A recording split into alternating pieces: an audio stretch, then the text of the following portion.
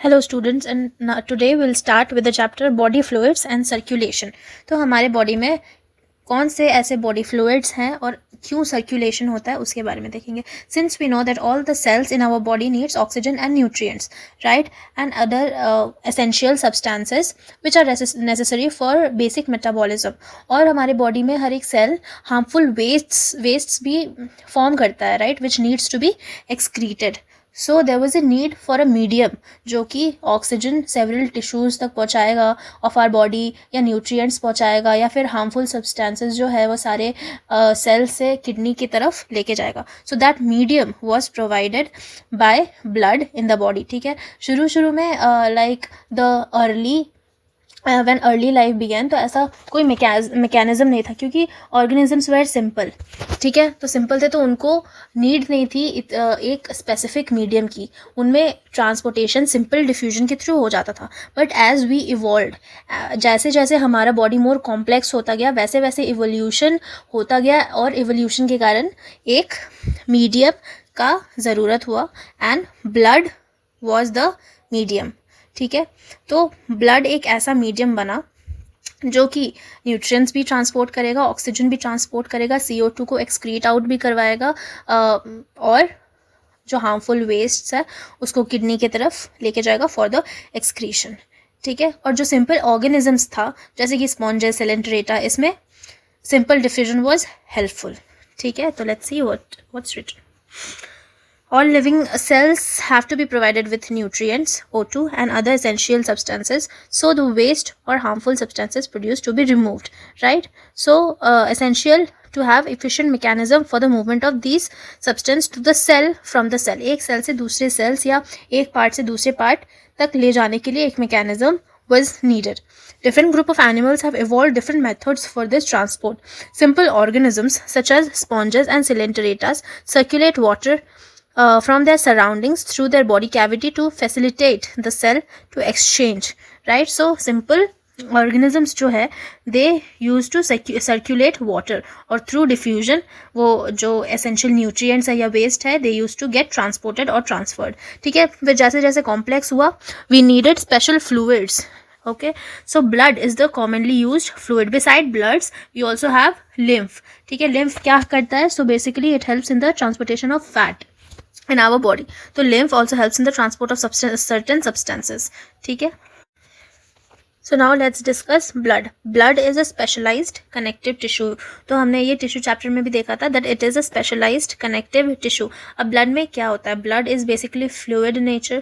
तो इसमें एक fluid matrix होगा, right? Fluid matrix. Fluid, along with fluid matrix, it will have plasma and cells. Cells यानी formed elements. ठीक है, fluid matrix would be the ground substance. Plasma में हम देखेंगे कि प्लाज्मा जो है बेसिकली प्रोटीन्स और मेजरली तो वाटर से बना हुआ रहता है। इसमें कुछ प्रोटीन्स भी होता है that are very helpful in our body, for example albumins, globulins and fibrinogen. Cells में हम देखेंगे RBCs, WBCs एंड प्लेटलेट्स। ठीक है, तो पहले हम प्लाज्मा के बारे में देखेंगे। सो plasma is basically 90 to 92% composed of water. ठीक है, और जो इट constitutes, ठीक है, plasma alone constitutes 55% of the blood, right, और 55% ऑफ द ब्लड कंस्टिट्यूट करेगा, और इसमें 90 to 92% जो है that is water. Now 6 to 8% हमें इसमें प्रोटीन्स देखने को मिलेंगे।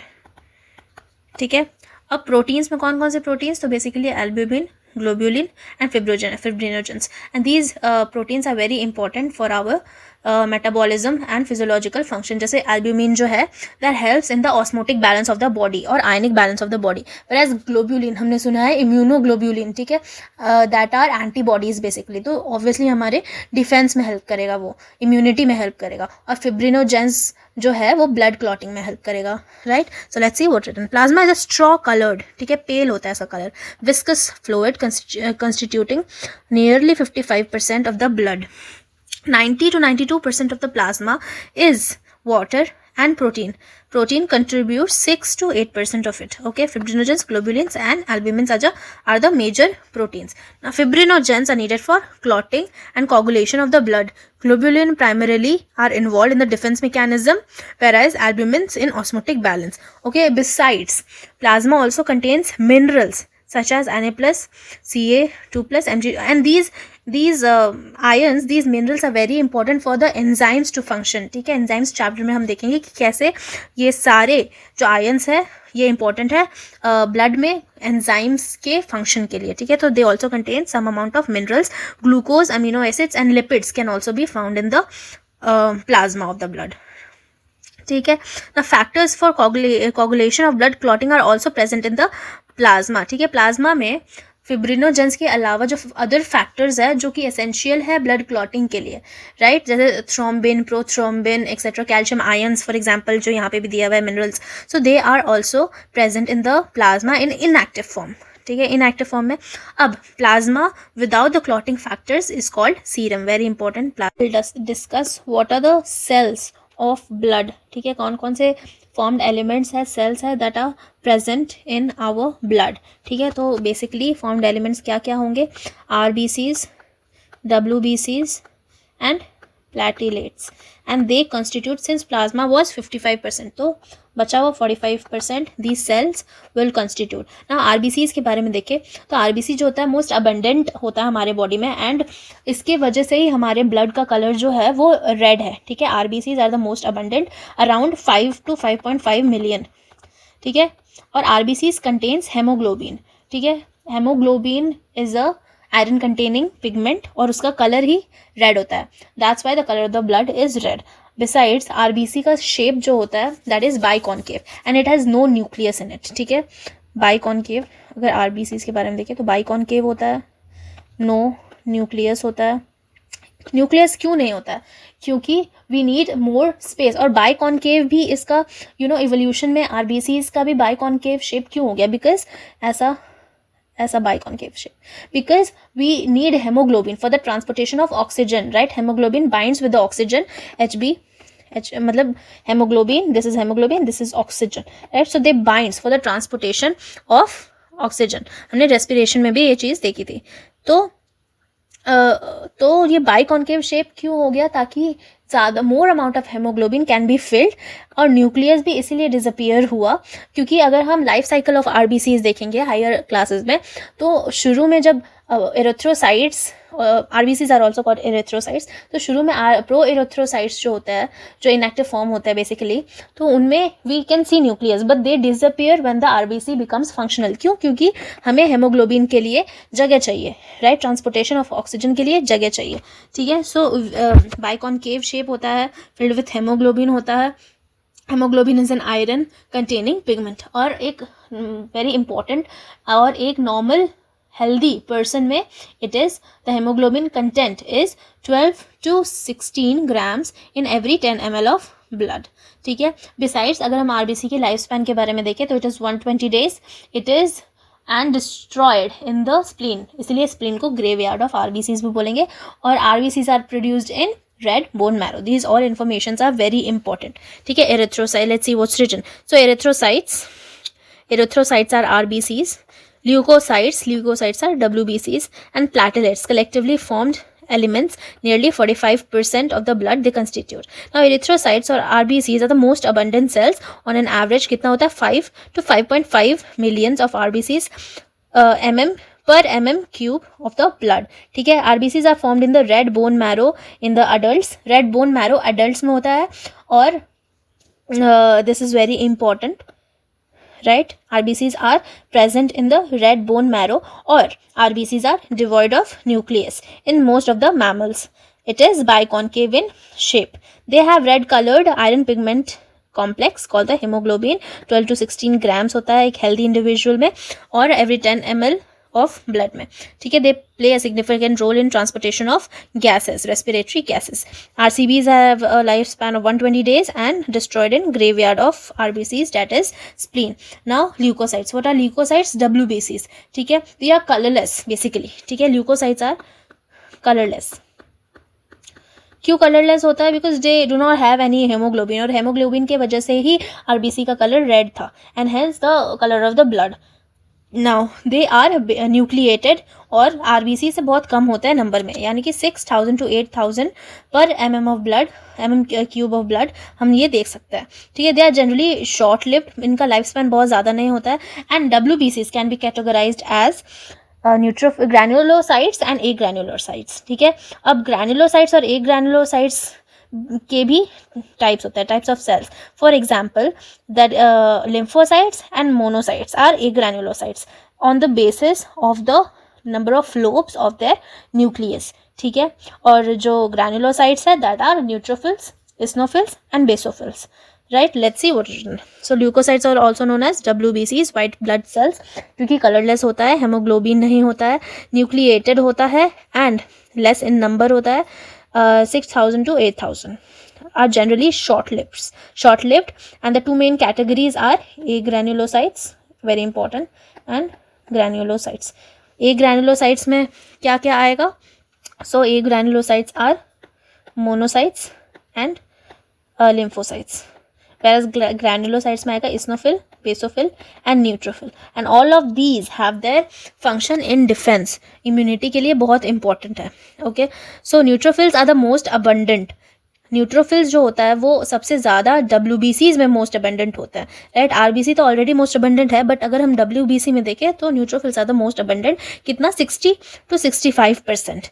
और बेसोफिल्स आर द लीस्ट. ठीक है, सबसे कम बेसोफिल्स होता है, that is 0.1 to 1%. Neutrophils and monocytes. ठीक है, न्यूट्रोफिल्स और मोनोसाइट्स बेसिकली इसका फंक्शन क्या है? They have phagocytic function. Phagocytic function मतलब कोई भी पैथोजन है या कोई भी फॉरेन सब्सटेंस उसको इनगल्फ कर लेना अपने अंदर.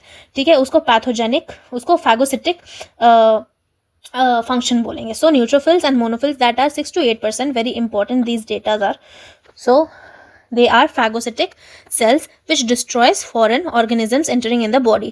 अब basophils क्या करता है? तो basophils जो है it releases histamine, serotonin and heparin. So heparin we have studied, it is a anticoagulant. ठीक है, blood में सारी चीज़ों का काम है. So it is a anticoagulant. Serotonin and histamines they are chemicals, you know, जब कोई भी allergy होती है या फिर inflammation होता है, so they are secreted to prepare the body. They are involved in the inflammatory actions. ठीक है, eosinophils are 2 to 3%, and they resist infections, basically जो pathogens which are acidic in nature. So eosinophils deals with those pathogens and are very associated with the allergic reaction. So eosinophils are also related with the allergic reactions, whereas the secretions of basophil are histamines and serotonins which are involved in allergic reactions and in inflammation. ठीक है, lymphocytes के बारे में देखें तो these are constitute 20 to 25%, और basically two types के होते हैं, B lymphocytes and T lymphocytes. Both of them are responsible for the immune system. ठीक है, immune responses के लिए important है ये. B lymphocyte basically antibody बनाता है, और T lymphocytes help करता है to form the antibodies.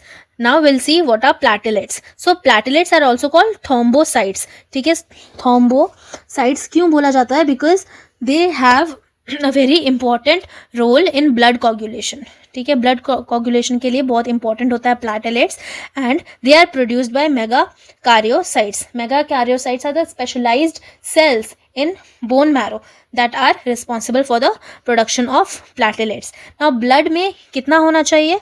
So blood में platelets होना चाहिए around 1,50,000 to 3,50,000 के अराउंड पर mm cube of volume of blood के लिए. इतना वेरी इंपॉर्टेंट, दिस इज इतना प्लेटलेट्स होना चाहिए, दैट इज 1,50,000 to 3,50,000.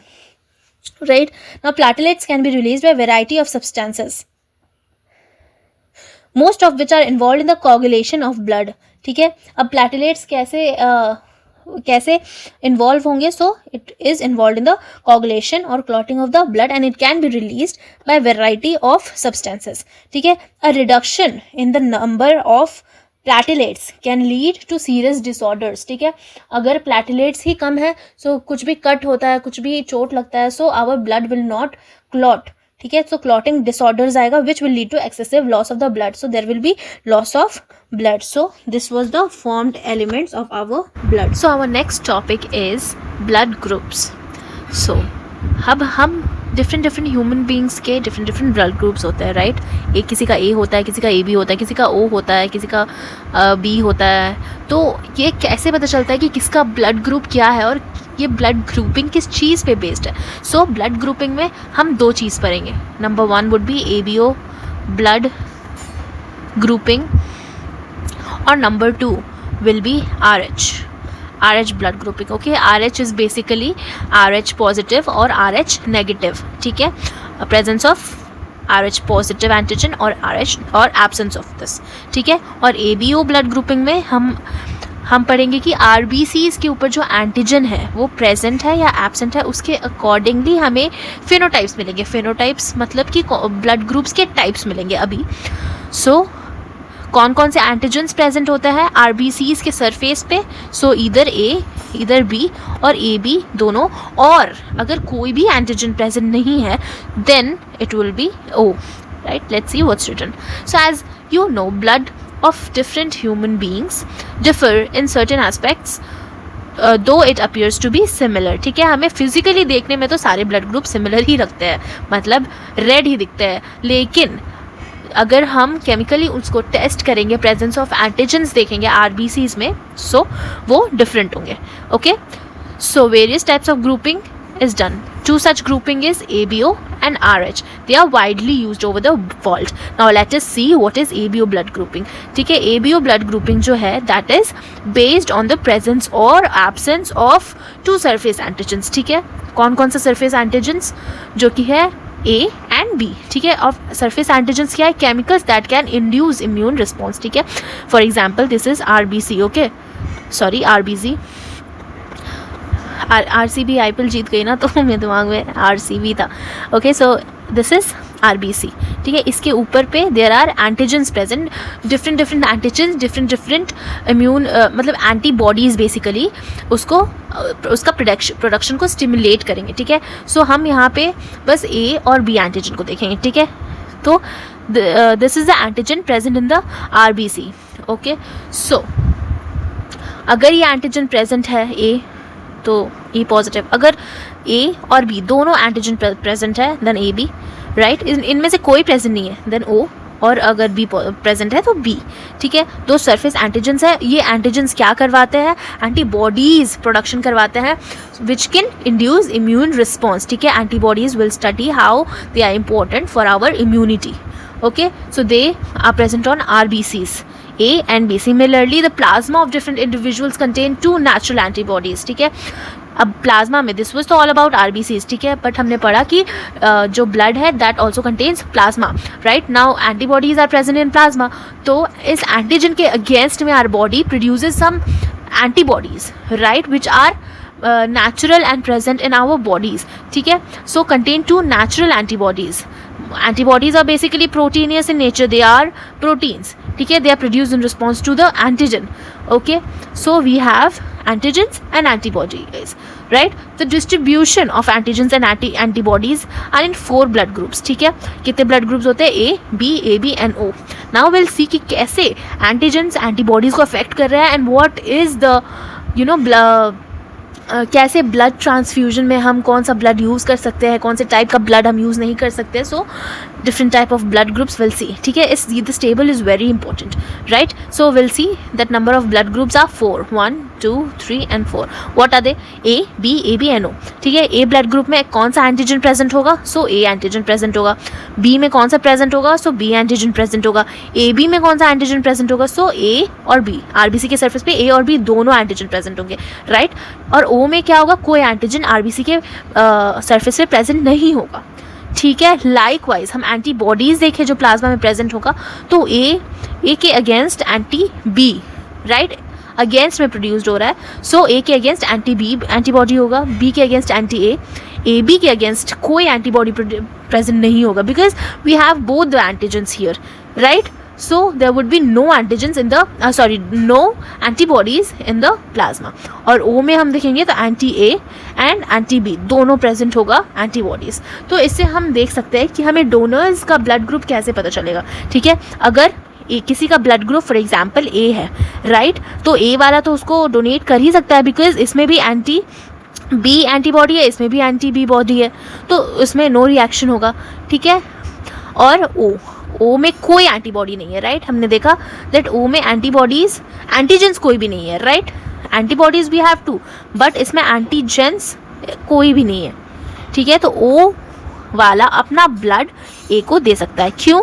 क्योंकि कोई एंटीजन प्रेजेंट नहीं है, कोई एंटीजन प्रेजेंट नहीं है, तो एंटीजन के अगेंस्ट ही एंटीबॉडी बनता है। तो अगर एंटीजन ही प्रेजेंट नहीं है, सो किस चीज़ के अगेंस्ट में एंटीबॉडी बनेगा, राइट। पर अगर हम ए बी देखें, ठीक है, किसी का ब्लड ग्रुप फॉर एग्जांपल ए है, राइट, और उसको हम ब्लड ट्रांसफ्यूजन करवाएंगे ए बी से, राइट। तो इसके पास तो एंटीजन ए भी है, एंटीजन ए, और एंटीजन बी भी है, राइट, और इसके पास सिर्फ एंटीजन ए है, तो एंटी बी इसमें प्रेजेंट होगा, बी के अगेंस्ट एंटीबॉडीज इसमें प्रेजेंट होंगी, राइट। तो हम जैसे ये ब्लड इसमें डालेंगे तो इस ब्लड में जो एंटी बी एंटीबॉडी होंगे, that will they would have a immune response against this B antigen, ठीक है। B antigen के against ये immune response होगा and the blood transfusion will not occur successfully, ठीक है, compatible नहीं होगा।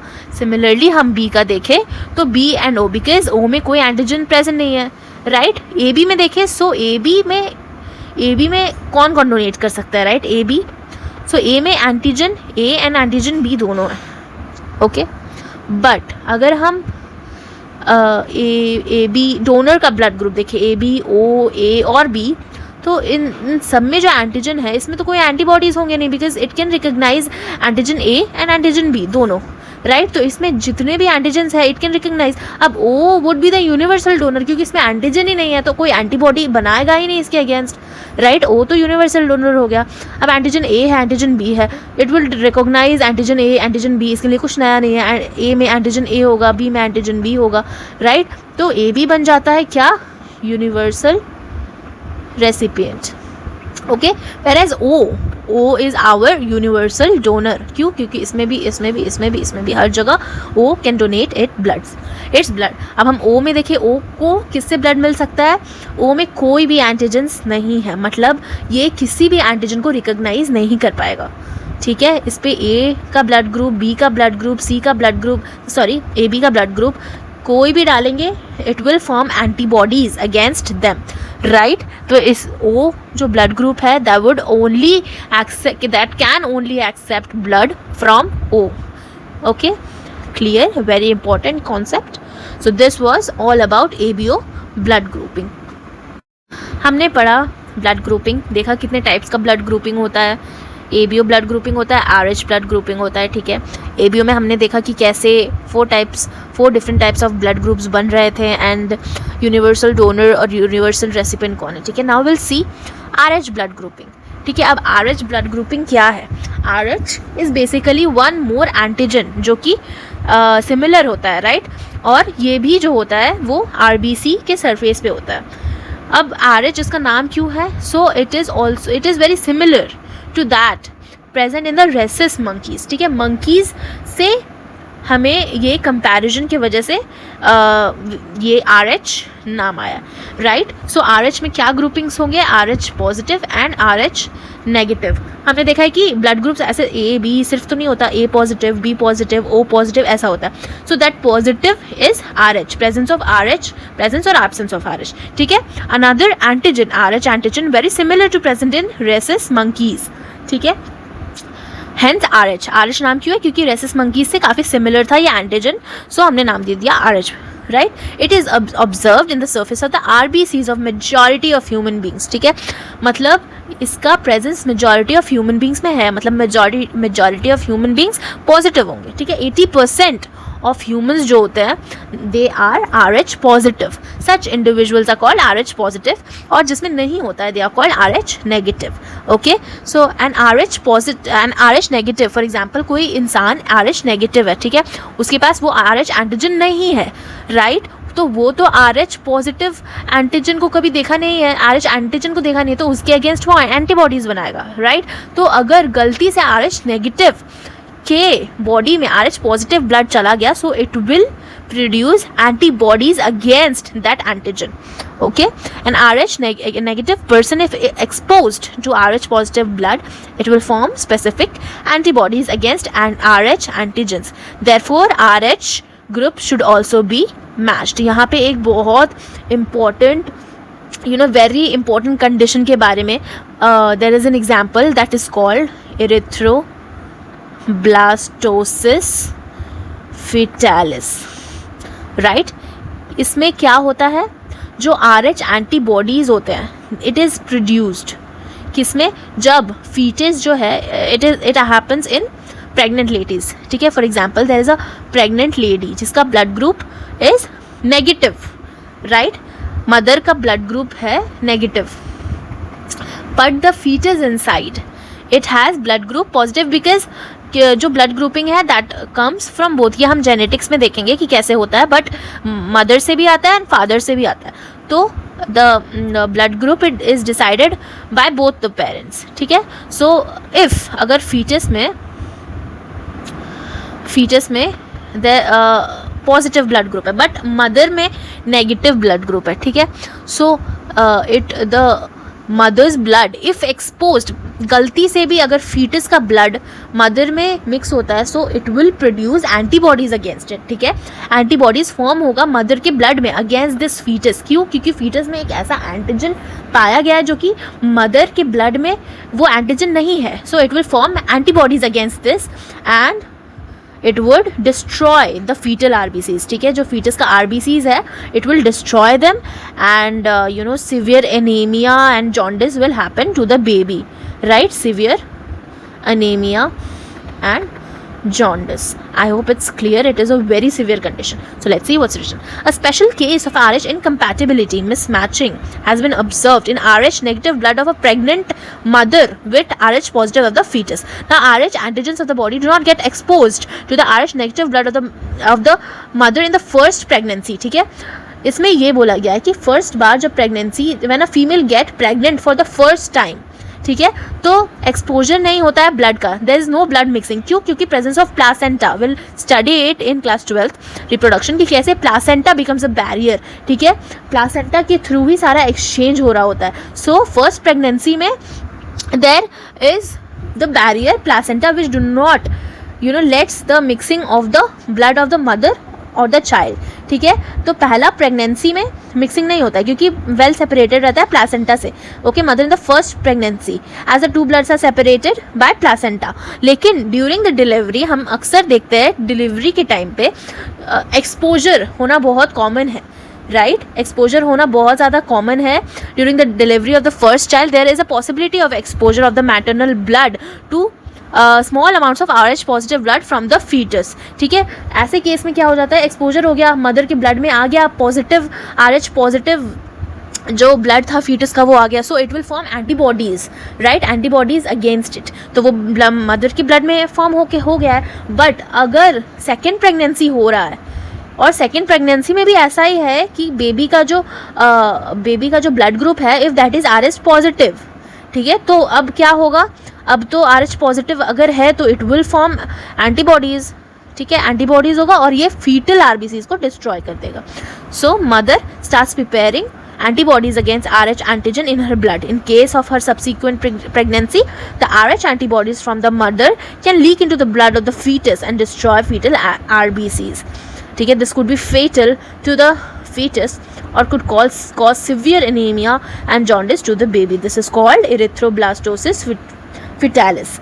Right, now this can be. अब ट्रीटमेंट क्या होगा इसका? सो ट्रीटमेंट ये है कि एंटी RH एंटीबॉडीज़ दे सकते हैं मदर को after delivery of the first child.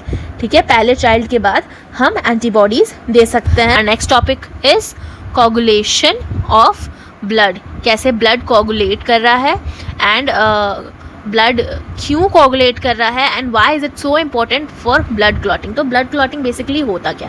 We have often seen कि जब भी हमारा चोट लग जाता है, कुछ भी लाइक वी गेट हर्ट और हमारे कहीं से भी खून आने लगता है, सो हम देखते हैं कि वो खून ज़्यादा देर तक नहीं आता है, right?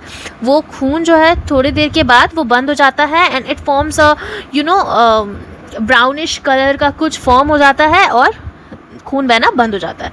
So what is that brown colour formed? वो क्या है जो बन रहा है ब्राउन कलर का, दैट इज ब्लड क्लॉटिंग। ठीक है, तो देखते हैं क्या लिखा है।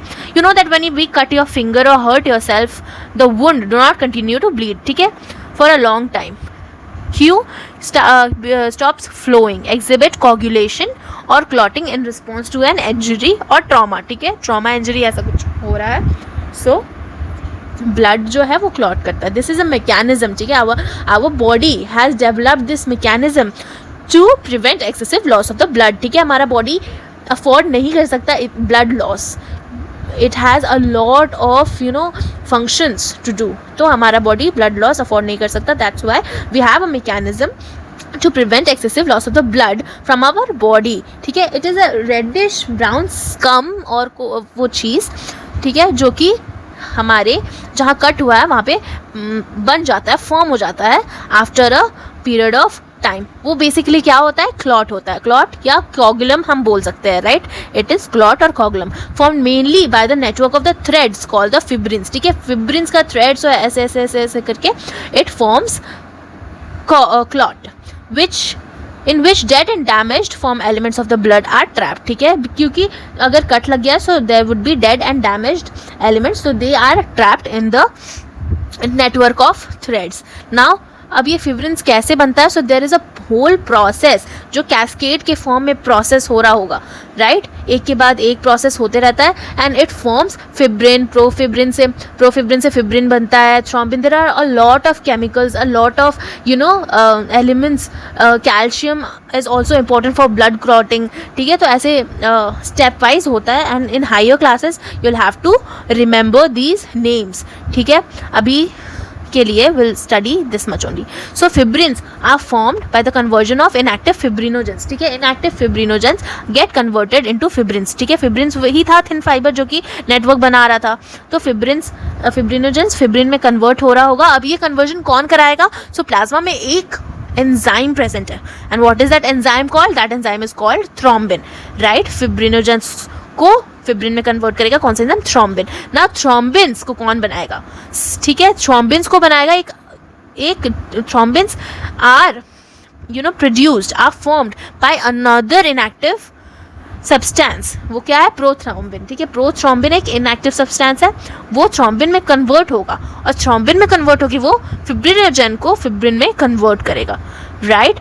अब एक एंजाइम कॉम्प्लेक्स है दैट इज कॉल्ड थ्रोम्बोकाइनेज, ठीक है, वो इम्पॉर्टेंट है फॉर द अबव रिएक्शन। कैसे, कौन सा above reaction, so this above reaction जो थ्रोम्बिन बन रहा था, फिब्रिन बन रहा था, उसके लिए ये थ्रोम्बोकाइनेज बहुत इंपॉर्टेंट है। This is a complex, this complex is formed by series of linked enzymic reactions, जिसको कैस्केड प्रोसेस भी बोलते हैं।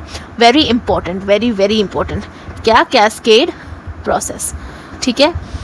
तो ये कैस्केड प्रोसेस है, एक के बाद एक रिएक्शंस हो रहा होता है जिससे कि ब्लड क्लॉट होगा। Several factors present in the plasma, plasma में ही सारे फैक्टर्स प्रेजेंट होंगे जो कि ये लीड करेंगे ब्लड क्लॉट फॉर्मेशन के लिए, ठीक है। और ये ब्लड क्लॉट फॉर्मेशन इनिशिएट कैसे होगा, एक ट्रॉमा से इनिशिएट होगा, एक कट से इनिशिएट होगा, एक इंजरी से इनिशिएट होगा, right. So a trauma injury stimulates the platelets in the blood to release certain factors which activate the mechanism of blood coagulation। इसीलिए platelets blood clotting में इतने important है because blood platelets जो है वो ही initiate करवाते हैं क्या, mechanism of blood coagulation। Similar factors released by the tissues at the site of the injury also initiate, ठीक है। calcium plays a very important role, ठीक है, important line है, calcium plays a very important role in blood clotting। So this was all about your blood, ठीक है। Thank you. This was the part 1 of body fluids and circulation. If you like the video, please like, share and subscribe. Part 2 video would be coming out soon. Thank you.